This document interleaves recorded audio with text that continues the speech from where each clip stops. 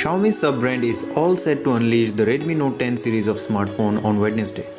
Ahead of the launch, a leaked snapshot of a retail box of the Redmi Note 10 Pro has appeared on Twitter.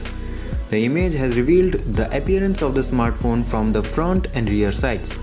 The Redmi Note 10 Pro box package does not mention whether it is a 5G device. The selfie camera punch hole of the device seems smaller than the previous generation. It is not clear whether the Redmi Note 10 Pro has a side-facing fingerprint sensor.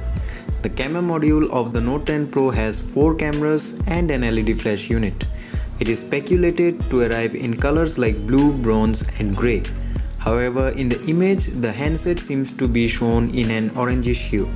The Redmi Note 10 Pro could be flaunting an IPS panel that produces a 120Hz refresh rate.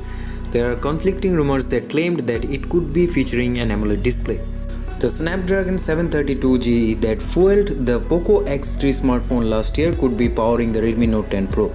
For photography, it could be fitted with a 64-megapixel quad camera array. While it is expected to arrive with a 5050 mAh battery, there is now word on its fast charging capabilities.